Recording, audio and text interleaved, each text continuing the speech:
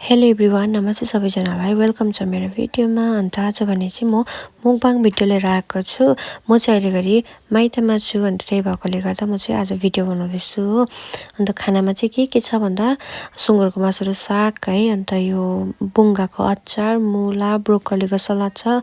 अन्त ब्रोकोली चाहिँ म खाँदिनँ है, अन्त सुँगुरको मासु होइन फर्स्टमा देखाउँदैछु म चाहिँ हो।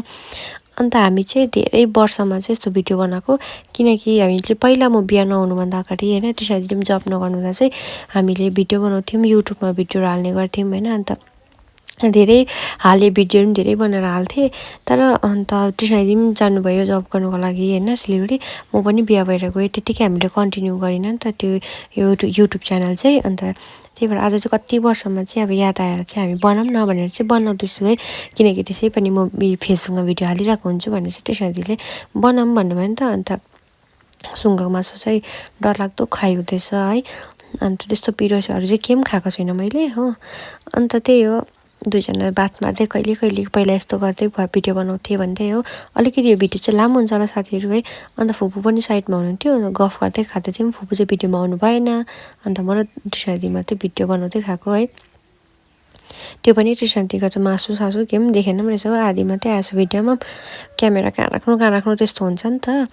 अन्त त्यही कारणले है, अन्त तपाईँहरू पनि के कस्तो हुनुहुन्छ, तपाईँहरूले पनि सबैजनाले लन्च गरिसक्नुभयो होला है। अन्त आज चाहिँ फुपूकोमा खाना मिठो भएको थियो हो। कृष्णदिदीले चाहिँ खानाहरू मिठो बनाउनुहुन्छ नि त, अन्त मिठो भएको थियो। म चाहिँ सेतो मासु आमाम कम खाँदैछु हो। यहाँ हातको एक्टिङ गरी पो गफ गर्दैछु त हो। अन्त त्यही फेसबुकमा भिडियोहरू पनि घरिघरि त अल्छी लाग्छ है। सबै नै भिडियो कतिवटा भिडियो हालिबस्छु, तर पनि सबै रातै भइरहेको छ हो। खै कसरी त्यसलाई के गरेर बनाउनु कसरी होइन, के हो यो फेसबुकमा त भ्युजहरू घटेर सबै तल भइरहेको छ। र पनि अब भिडियो बनाउनु चाहिँ छोड्नु भएको छैन भन्दै भिडियो चाहिँ बनाउनु कन्टिन्यू गरिरहेको छु है।